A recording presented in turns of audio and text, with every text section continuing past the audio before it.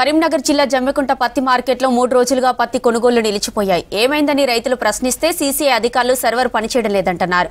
ఇక మరోవైపు ప్రభుత్వ మద్దతు ధరకు గిట్టుబాటు కాదంటూ వెనుదిరుగుతున్నారు వ్యాపారులు. దీంతో మార్కెట్ పాలకవర్గం స్పందించి వ్యాపారులతో సమావేశం ఏర్పాటు చేసింది.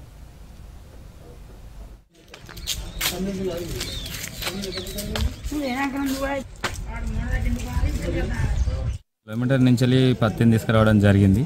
పత్తి మార్కెట్కి వచ్చిన తర్వాత ఇక్కడ వాళ్ళకు తగాదాలో లేకపోతే ఇలాంటి సమస్యలు ఉన్నాయో మాకు రైతులకు ఎలా తెలుస్తాయి. వాళ్ళు వచ్చేసి ఇక్కడికి వచ్చిన తర్వాత 6,000 క్వింటలు పత్తికి 6,100, 6,300 ఈ రేటుతో పత్తి అమ్ముకుంటే రైతు అనే వాళ్ళు చాలా కష్టపడాల్సి వస్తుంది. కానీ ఏ రోజుకు కూడా రైతే రాజు అనేది మాట వరకే సరిపోతుంది. కానీ రైతు రాజు ఎన్నటికీ కాలేకపోతుంది. ఈ దళారుల వ్యవస్థ పడిపోవాలి.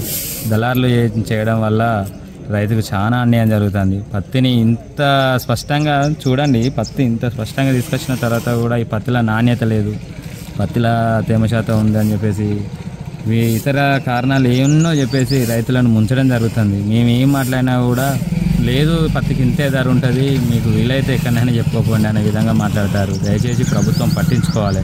పాలక వర్గం వాళ్ళు కూడా ఏం పట్టించుకోవడం లేదు. పత్తి తెచ్చి పొద్దున ఉదయం 7 గంటల నుంచి తెచ్చినాము. ఇవాళ 10:30 అయితే వరకు సీసీఐ వాళ్ళు అట్టిదారులు ఎవరు రాలేరు. మా పత్తి కొనరా కొనకపోతే మిల్లు పోతే 6,000, 6,100 పెడతా అంటారు. మాకు పత్తి గిట్టుబాటు ధర పడుతుంది కాబట్టి ప్రభుత్వమే మాకు గిట్టుబాటు ధర కావాలని కోరుచున్నాము.